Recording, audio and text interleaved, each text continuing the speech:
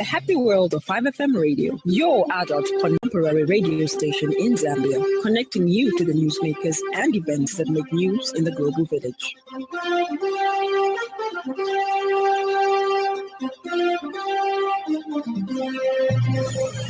Good evening, this is the 5FM Radio News, the headlines. ECZ dismisses claims of voter registration discrepancies. Former parliamentarian hails UPND government's development drive in Chifunabuli. And Trump tells Cuba to make a deal before it is too late.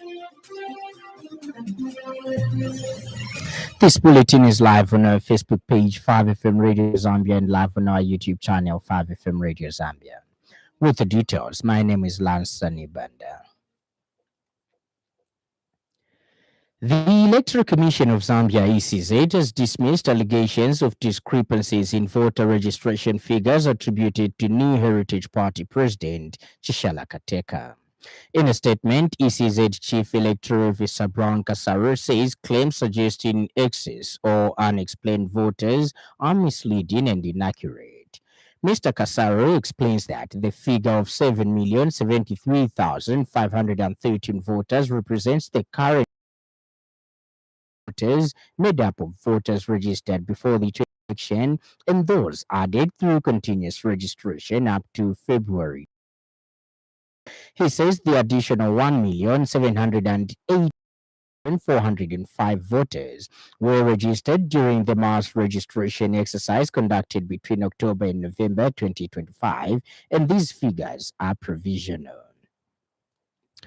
According to Mr. Kasaro, combining the certified and provisional figures gives a provisional total of 8,861,918 voters, which is still subject to verification.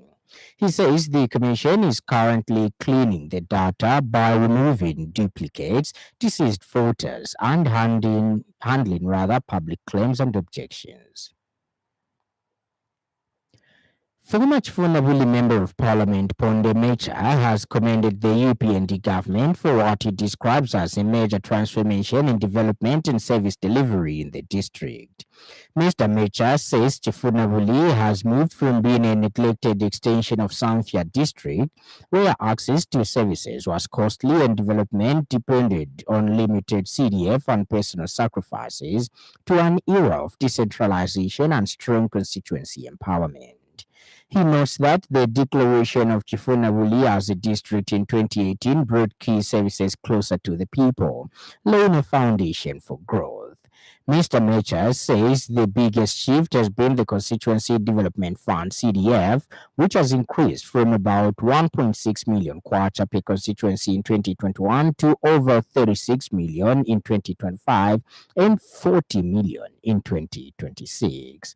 He says the increased funding is enabling the completion of schools, clinics, empowerment projects, and other community infrastructure. Mr. Mecha has also praised Area Member of Parliament Peter Chiwekapala for building on existing development efforts.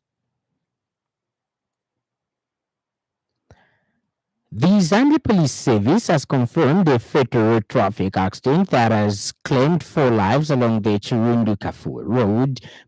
Police Public Relations Officer Godfrey Chilavi says the accident occurred on January 11, 2026, around 07:30 hours in the Kapiringozi area. Mr. Chilavi says the accident involved an Iveco truck registration number AGC 386, which was transporting building materials and was heading towards Chirundu. The vehicle was being driven by 45-year-old Emmanuel Shanyinde of Chipata Compound in Lusaka. Mr. Chilavi says the driver had 3 male passengers on board, including 43-year-old Emmanuel Kasweka of the SOS area in Lusaka. The other 2 passengers, believed to be aged between 38 and 35, are yet to be identified. He says all 4 occupants sustained fatal injuries and died on the spot. Mr. Chilavi says their bodies have been deposited at Mtendere Mission Hospital mortuary. Preliminary investigations indicate that the driver failed to negotiate a curve due to excessive speed, causing the truck to overturn. The vehicle was heading towards Chirundu. The driver had 3 male passengers on board. One passenger has been identified as Emmanuel Kasweka, age 43, of SOS area Lusaka. The other 2 passengers are yet to be identified, but are believed to be aged between 28 and 35 years. Tragically, the driver and all 3 passengers sustained fatal injuries and died on the spot. In the meantime, the Zambia Police Service in Lusaka has arrested 3 people in connection with the offense of being in possession of property suspected to have been stolen or unlawfully obtained. Police Public Relations Officer Godfrey Chilavi says the arrest followed an intelligence-led operation conducted in the early hours of January 10, 2026 around 01 hours in the Chinika area of Lusaka. Mr. Chilavi says during the operation, officers recovered 13 pieces of armored copper cables and 6 bundles of tie-in wire, believed to be property of Zesco Limited. The value of the recovered items is yet to be established. He says those arrested are identified as 32-year-old Masao Piri, 20-year-old Daniel Mugala, and 19-year-old male. All suspects are residents of Lusaka. Mr. Chilavi says police also impounded 4 motor vehicles allegedly used in the commission of the offense. He says these include a Toyota Noah, a Toyota Vitz, a Toyota Runex, and an unregistered Toyota Auris. The suspects are currently in police custody and are awaiting formal charges as investigations continue. On January 10, 2026, around 01 hours, police officers conducted an intelligence-led operation in Chinika area of Lusaka. During the operation, officers recovered 13 pieces of armored copper cables and 6 bundles of tying wire, suspected to be the property of Zesco Limited. The total monetary value of the recovered items is currently being determined. The suspects have been identified as follows: Masao Sopiri, age 32, Daniel Mugala, age 20, and a 19-year-old male. All suspects are residents of Lusaka. Climate smart agriculture expert Oliver Bulaya has issued a strong appeal to farmers who recently redeemed their vouchers and collected fertilizer and other inputs laid under the Fertilizer and Input Support Program not to resell them. Dr. Bulaya acknowledges that delays in accessing inputs can create serious financial pressure for farmers. However, he warns that selling fertilizer and agriculture input comes with heavy consequences. According to Dr. Bulaya, reselling inputs results in reduced crop yields, which ultimately means lower income at harvest time. He adds that poor use of these critical resources worsens food insecurity, affecting not only individual households but the entire community. Dr. Bulaya also cautioned that undermining government supported agricultural programs could put farmers at risk of losing access to future assistance, stressing that protecting the integrity of such programs is key to long term agricultural development. Addressing farmers who have received payments late from the Food Reserve Agency, Dr. Bulaya urged them to invest wisely. He recommends putting resources into irrigation technologies to improve water access, boost crop growth, and increase resilience to climate change. In such practices undermines agricultural support program, which could jeopardize future access to such assistance. For maintaining the integrity of these programs is important for ongoing agricultural development. Also, for those farmers who have been paid late by the Food Reserve Agency, strongly urge them to invest these resources wisely for maximum impact, as investing in irrigation technology will significantly enhance food production throughout the year.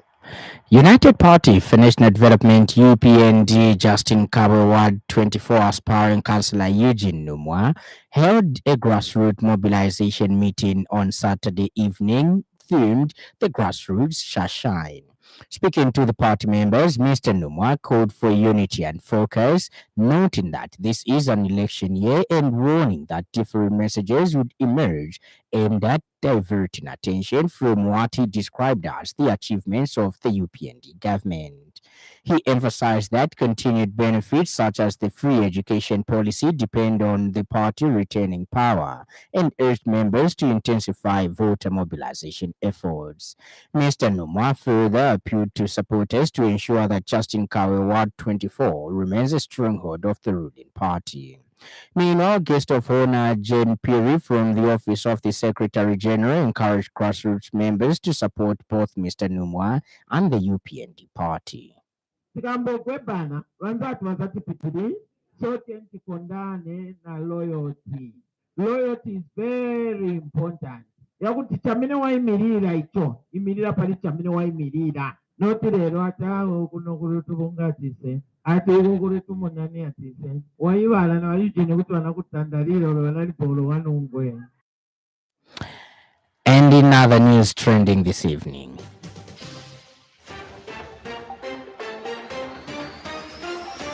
Road Development Agency Board Chairperson Eugene Hazile has expressed concern over the encroachment of land earmarked for road infrastructure expansion.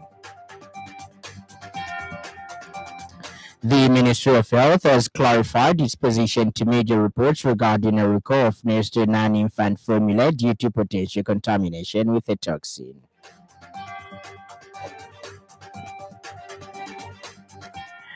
And in foreign news, Donald Trump has urged Cuba to make a deal of first consequences, warning that the flow of Venezuelan oil and money would now stop. The U.S. president has been turning his attention to Cuba since U.S. forces seized Venezuela's leader, Nicolas Maduro, in a 3rd January raid on its capital. Venezuela, a long-standing ally of Cuba, is believed to send around 35,000 barrels of oil a day to the island, but Trump has said this will end. Cuba lived for many years on large amounts of oil money from Venezuela. For more, here's a roundup from the BBC. Police in Australia say they found human remains by a vehicle caught up in one of 30 bushfires burning in the southeast. The government has asked the United States and Canada to send firefighting crews. Japan is beginning an expedition to try to extract rare earth minerals from the seabed of a remote Pacific island. The venture at Minami Torishima aims to curb Japan's dependence on China. Israeli media are reporting that the Prime Minister's chief of staff has been detained for. The aide, believed to be Tsaki Braverman, is suspected of trying to obstruct an investigation into the leak of documents to a German newspaper. Tens of thousands of people in cities across the United States have protested against immigration enforcement operations after an agent shot a woman dead in Minneapolis on Wednesday. And in sports news, Football Association of Zambia First President Keith Mwemba is saddened by the death of former Copper Queens player and captain Deborah Shamaoma.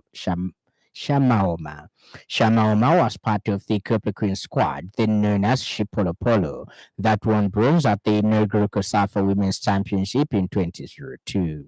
She passed away in the early hours of yesterday.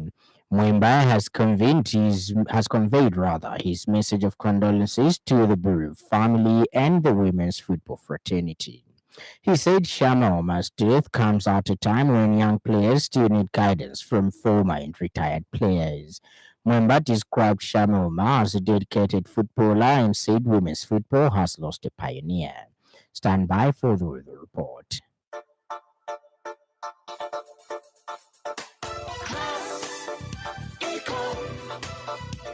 Class Econ Roofing Africa. Class Econ Roofing, plot 17100 off Katanga Road, 150 meters from Mumbwa Road, Chinika Industrial Area, Lusaka. Class Econ Roofing. Class plus economy. Class Econ. Class Econ Roofing Africa. Class Econ. Northwestern, Copperbelt, Western, Southern, Lusaka, and Central provinces mostly cloudy, slightly windy, and warm with rain and thunderstorms. Maximum temperature is ranging rather between 23 degrees Celsius and 33 degrees Celsius. Luapula, Northern, Muchinga, and Eastern provinces mainly cloudy, windy at times, with isolated rain and thunderstorms. And our weather report and that item brings us to the end of the news. But before we go, a recap of the stories that made headlines.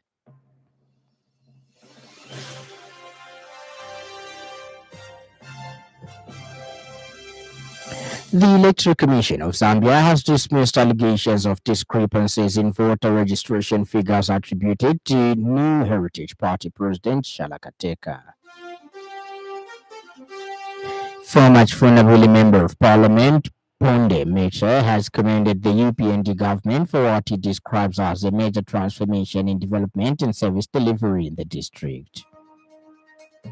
And finally, Donald Trump has urged Cuba to make a deal of first consequences, warning that the flow of Venezuelan oil money would now stop.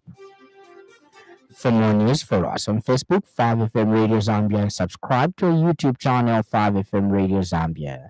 On behalf of the entire news crew and the technical department, thank you for listening to the happy world of 5FM. Stay safe and stay tuned to 5FM Radio. My name is Lance Sannie. Enjoy the rest of the evening.